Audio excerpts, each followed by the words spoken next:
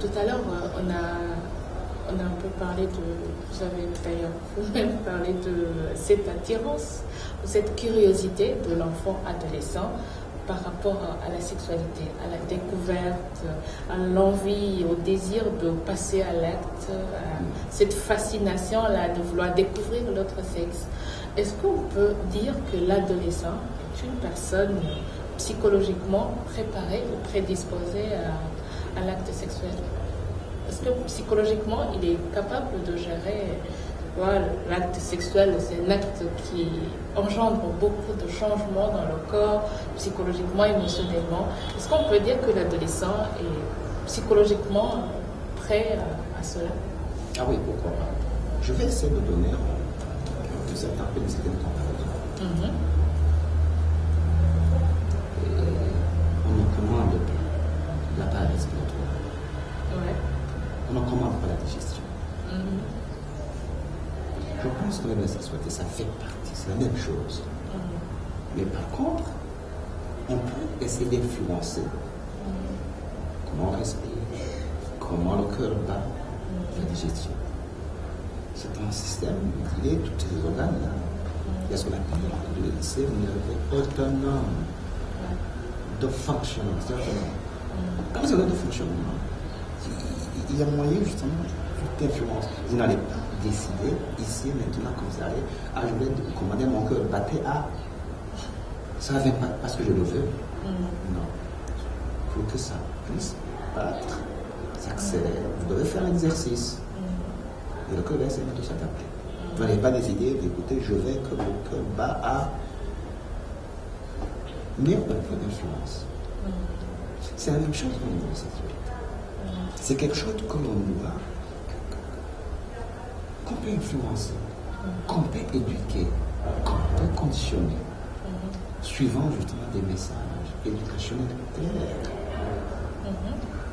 En disant, de toute façon, la sexualité, elle doit avoir lieu, c'est quelque chose qu'on ne commande pas. Mais on peut l'éduquer. En disant, écoutez, de toutes les façons, écoutez, on donne des éléments d'information. Mais on ne veut pas dire d'écouter comment. C'est ça une façon de canaliser. L'adolescent, il doit avoir la sexualité. Il va découvrir l'autre sexe. Mais les dangers qu'on n'a pas canalisés, il y a déjà au niveau des hormones, vous avez vu chez les animaux. Il y a justement la sexualité pendant le moment d'ovulation qui court. En dehors, c'est la paix. C'est le calme. C'est tranquille, n'est-ce pas? Oui. C'est-à-dire que finalement, on a l'ovulation, c'est-à-dire que la femelle va produire des hormones. Des hormones, là, justement, et qui vont attirer le flair. Le flair. Même si ce n'est pas la même chose chez les c'est la même chose. C'est la même chose que chez les humains. Parce que la maturation dans cette totalement production des hormones qui vont dans d'autres organes et puis qui vont aussi maturer, produire des hormones aussi. Et paf, ça y est, il y aura un de l'ovulation. Cette ovulation-là, écoutez, ça lui donne des envies. Maintenant, s'il trouve un autre partenaire qui est prédisposé aussi. Qui est disposé à ça, me dit, ouais, ça s'attire. Comment canaliser faire en sorte que c'est une dizaine d'écoute. Vous faites l'attaque de cette pendant cette période-là. Voilà le risque qu'il y a. Ouais, voilà une façon d'éduquer finalement la sexualité dont on a, je dis c'est autonome, sous contrôle stimulé, autonome dans son fonctionnement. Mais quand même, on trouve des adolescents qui trimballent beaucoup de blessures intérieures, des chocs par rapport à leurs premières expériences, parce que beaucoup, justement, ont leurs premières expériences sexuelles pendant leur adolescence, il y en a pour qui ça se passe bien, il y en a pour qui ça se passe pas du tout bien, et après c'est un regret ou alors une peur. Après, qu'est-ce que ça va, comment est-ce que je vais continuer, et ça devient une sorte de traumatisme. Est-ce que je sais qu'on parle de troubles psychosomatiques, ouais, et j'ai entendu des adolescents qui ont ces blessures-là, ces problèmes-là psychosomatiques. Comment est-ce qu'on peut gérer son enfant qui a ces problèmes-là? Comment cet adolescent-là peut gérer cette situation? Et ce qui est intéressant quand même chez les adolescents, c'est que dans la structuration n'est pas encore définitive au niveau de la personnalité. Donc il y a des changements qui s'opèrent. D'ailleurs, on sait qu'à 25 ans, on est encore maintenant, on sait qu'il y a même des structures au niveau cérébral, au niveau du lobe, par exemple, frontal, qui est notre personnalité, qu'il y a des modifications qui se font encore, il y a des modifications qui s'opèrent encore. Donc, il n'est pas encore structuré. On me disait, donc, chez les adolescents et les adolescents, c'est pas encore définitif. Tout est, ça se mature encore. Donc, il y a moyen de corriger. Ce qui est mauvais, c'est qu'il y a une certaine fixité. C'est que les choses sont fixes. Ça n'évolue pas, c'est pas dynamique. Mais sinon, ces petites blessures, ces petites frustrations pendant cette période-là, ces expériences vécues, ça peut être mal vécu. L'essentiel, c'est que ça ne s'accroche pas, ça ne se fixe pas. Les premières expériences, c'est justement d'écouter quand on est sous le coup de ces hormones. Ça peut être décevant. Nous avons écouté, est-ce que c'était ça, finalement, avec justement l'éducation religieuse, selon la religion, la morale, l'écouter, je dois faire ainsi de suite. Les ados, ils vont commencer à se culpabiliser. Selon justement l'éducation des parents, de l'éducation religieuse, et ainsi de suite. Il faut éviter justement que ne puisse pas se culpabiliser jusqu'à rester justement plat. Il y a des gens qui vont se culpabiliser à tel point qu'ils disent, mais écoutez, est-ce que... Donc, vu que ce sont des traumatismes, ce sont des gros mots. Comme chez les adolescents qui se structurent, ce sont des... Et ça développe encore. Oui, qui se structurent, ça évolue, ça se transforme, et finalement, ces petites expériences négatives, on peut les travailler psychologiquement jusqu'à ce soit des faits divers, des faits banaux. Et ça devient des expériences qui peuvent être gratifiantes, sous forme de vaccins. Ah bon? Ben oui, les vaccins, oui, ce sont des... Ça s'est mal passé, mais finalement, ça peut être un vaccin pour l'avenir. Mais bien sûr. Ouais, les vaccins sont des microbes qu'on vous injecte, écoutez, pour que l'organisme puisse se préparer à recevoir. Il va recevoir justement les souches sauvages, pour que l'organisme puisse se préparer pour dire, écoutez, il faut appeler des anticorps pour faire face. Je suis déjà arrêté. Mais même ces petites expériences-là, justement, la sexualité, ça peut marcher. On vous a dit qu'il ne faut pas toucher la fille, il ne faut pas il ne faut pas. Et bien, on l'a fait, en disant, j'ai une expérience. Il faut savoir tirer des choses positives à part des échecs. Je crois que c'est une bonne philosophie. Oui. On parle des adolescents qui ont passé à l'acte, mais il y a d'autres, justement, comme vous parlez de cette éducation religieuse, des enfants à qui on dit hey, ça c'est interdit, ça c'est un péché, ça faut pas faire, et l'enfant accueille ça et l'intègre en lui, mais finalement, comme ça bouillonne en lui, à un moment, il y a une installation d'une frustration, il a vraiment envie de faire ça, mais il y a son mental qui lui rappelle qu'il y a des interdits et tout, et on voit alors des jeunes qui vont succomber à des actes d'autosatisfaction sexuelle, par exemple la masturbation et tout. et d'autres qui vont dire, est-ce que l'abstinence, c'est pas mauvais? Cette envie-là, ou cette continence, est-ce qu'à un moment, ça ne va pas exploser? Est-ce que c'est pas mauvais? Est-ce qu'il faut laisser sortir? Ou ceux qui font ça, ils font mal? Ou ceux qui se retiennent, ils font bien? Qu'est-ce qu'il faut? Il faut la continence ou il faut laisser s'exprimer son corps? Je pense qu'en la matière, il ne faut pas donner des schémas, des choses très fixes. Il faut donner à moi, je dis, de canaliser. Et chacun va construire, va structurer sa propre personnalité.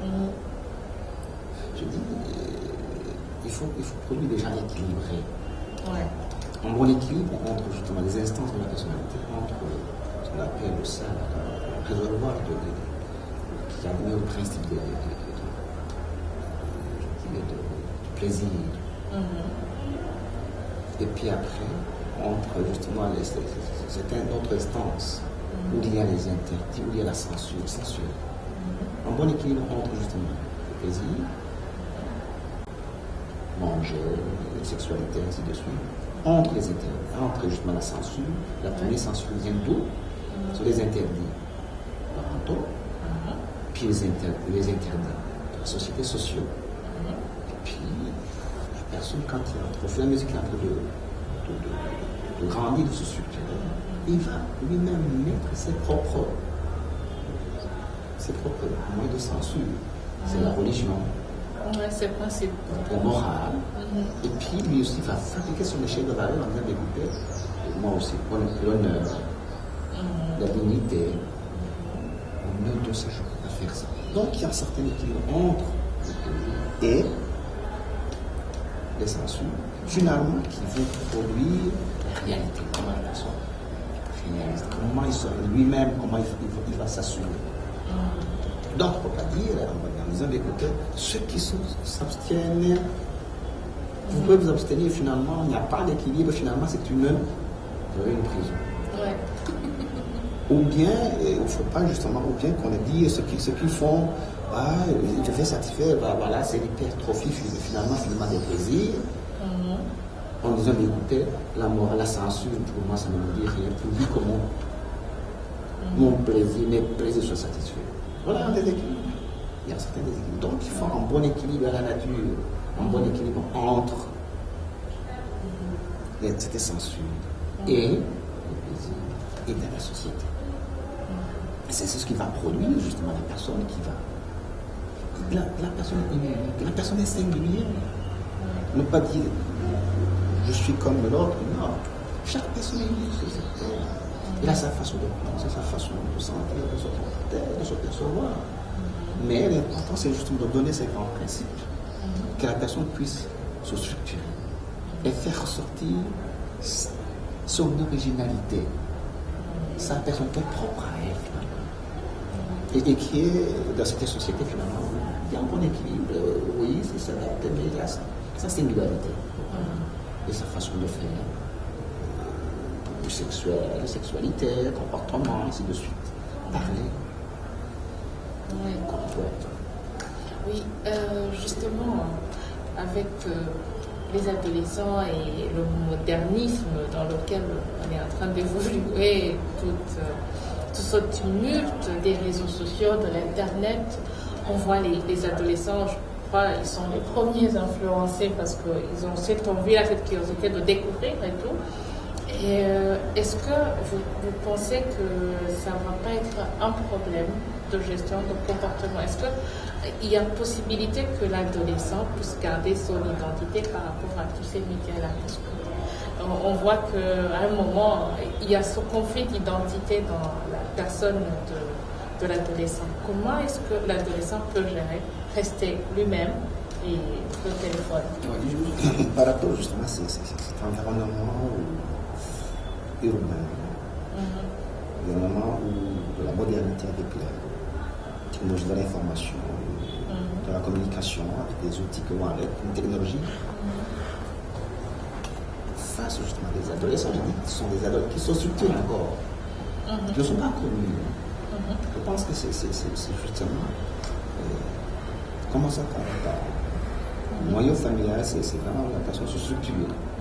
Maintenant, il y a la société aide. Et les pouvoirs publics, ils sont là. Les pouvoirs publics, les corps, en donnant des informations, comment rester équilibré par rapport à cette technologie qui inonde. Parce que ce qui inonde, ils ont besoin de faire le business. Ouais. Et malheureusement, beaucoup d'images portent à cet érotisme-là, à cette sexualité, c'est pas toujours évident. Et on bombarde tout ça aux adolescents qui sont encore immatures, qui sont en train de découvrir une curiosité terrible à tout, touche à tout, comportement, dans l'agir, la façon de dire qu'ils sont vraiment troublés. Ils sont vraiment troublés par leur fort intérieur, leur monde. Et puis maintenant, les adultes qui amènent faire le business, d'où ils ont besoin vraiment d'être canalisés. Et la canalisation doit commencer par le moyen familial, le référentiel, le familial. Et maintenant la société où il y a les pouvoirs publics, les corps, les églises. Chacun doit jouer son rôle, le rôle fondamental, pour finalement guider les adolescents, à ce qu'ils puissent vraiment sortir, avoir des personnalités sûres. Parce que comme ça, ils vont atteindre justement l'âge adulte. Quand on est adulte, c'est qu'on a traversé le désert. Ouais. On n'est plus dans le désert, on voit l'eau. Parce que dans le désert, vous n'avez pas de boussole. Vous ne savez pas ni le nord, l'est, l'ouest. Ils ont besoin d'une boussole. Et cette boussole, c'est les parents, les corps, le pouvoir. Merci docteur, on s'achemine petit à petit vers la fin de notre émission. Si on entre un tout petit peu, juste un peu en profondeur avec cette gestion-là, comment est-ce qu'un adolescent pourrait gérer ses émotions? Je veux dire, est-ce qu'il y aurait des clés? Il y en a qui disent il faut parler, il faut faire du sport, il faut peut-être parler avec les autres. Quelles seraient les clés pour que l'adolescent puisse vraiment gérer ces questionnements? Il y a probablement aussi cette guerre entre guillemets avec les parents. C'est pas évident, son environnement devient lourd. Il y a des adolescents qui te disent moi je suis vraiment déprimé. Comment est-ce qu'ils peuvent gérer ces émotions et ces sentiments-là? Oui, justement, la période adolescente, les adolescents, ils subissent des assauts. Des assauts de ce qui se passe dans leur corps, des assauts de ce qui se passe dans la société, l'entourage, des assauts de toutes sortes. Car ils sont très vulnérables. Vous avez vu, mais les politiciens ici, ils s'adressent à ces adolescents. Oui, parce qu'ils sont facilement manipulables. Donc, c'est qu'ils ne sont pas comme nous. Et je disais que chaque personne est unique. Il n'y a pas de formule, ni de recette. C'est là où je trouve que c'est tout un art. Ouais. C'est un adolescent, il peut être comparable à l'autre. C'est chaque personne est unique. Mais chacun peut d'écouter devant tous ces assauts. Il y a des ceux qui peuvent faire le choix en disant écoutez, ouais, je vais pour le moment, pour me protéger, pour devant ces assauts, ouais, je vais prier. Je vais faire le sport. L'énergie là qui bouillonne, normalement, il est justement dérivé vers des activités artistiques, des activités des athlétisme, des performances. Voilà comment chacun gère. D'autres qui vont faire de la débauche, de drogue, sexuelle, ils sont exploités, ils sont des assauts. Et dans cette, justement, dans cette société jeune, chacun essaie d'utiliser ses sources internes, mais bien sûr guidé par. Il faut des références, il faut des boussoles. Donc, il n'y a pas de formule de recette. C'est chacun en train de faire ressortir sa personnalité originale. mais face à toutes ces actions. Donc c'est là où je dis, écoutez, il n'y a pas de formule pour les adultes, ça faire. C'est chacun c'est en fonction de sa personnalité qui est en train de se structurer encore. Merci beaucoup. Peut-être une toute dernière question. Est-ce que, si ce n'est pas un secret professionnel, médical, est-ce que vous avez parfois des cas d'adolescents qui viennent vous consulter pour savoir comment s'y prendre? Est-ce qu'il y a des parents qui viennent vous consulter déjà? Tout à l'heure, vous aviez dit qu'il serait bien que les parents puissent venir pour savoir comment s'y prendre. Est-ce que déjà il y en a qui le font ou pas? Oui, bien sûr, ça fait plus de 25 ans d'expérience dans le métier. Ils viennent, mais mon constat, c'est que vraiment, en général, les parents, avec les cultures, ne sont pas encore très outils, ne sont pas encore très ouverts de savoir quoi faire devant cette économie de l'adolescence. La plupart, c'est la richesse de dire, écoutez, moi aussi, je n'ai pas été guidé, canalisé, encadré, donc c'est à lui de trouver ça mon propre chemin. Voilà, c'est là les difficultés, justement, quand on commence au niveau de la référentiel. Il y en a. Au fur et à mesure, ça sort comme votre magazine par exemple. Là, je sais que ça va aider beaucoup de gens.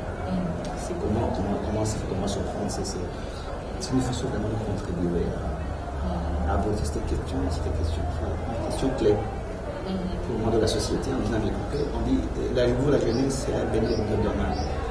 Mais cette jeunesse, je veux bien, pour que ça devienne la vie de demain, il faut qu'elle soit bien canalisée.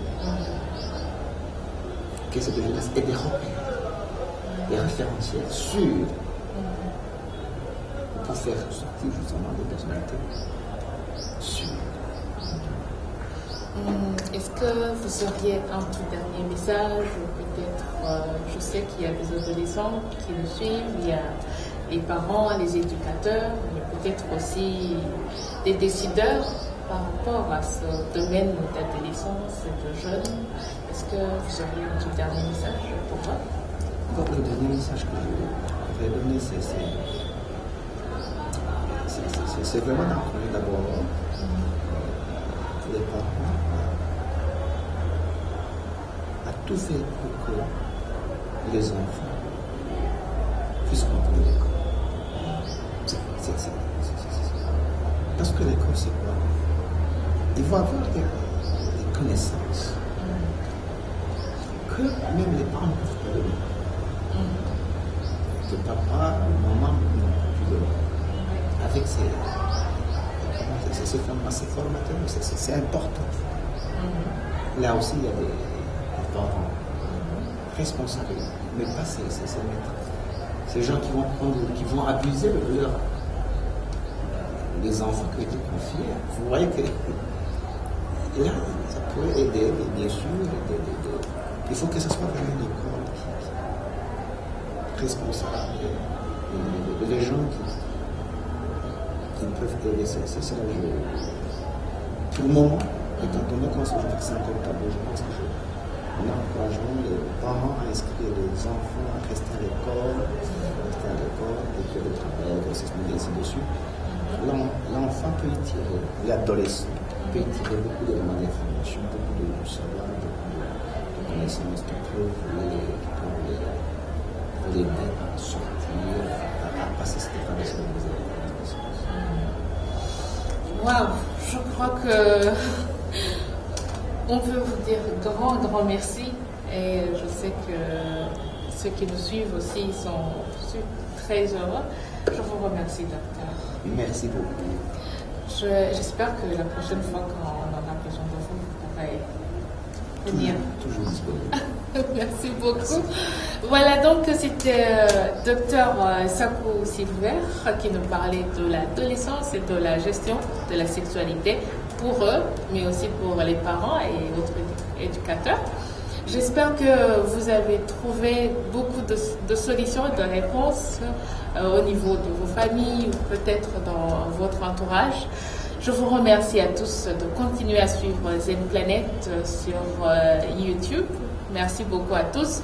Et c'était votre émission On en parle. Je vous remercie et je vous dis à la prochaine. Merci.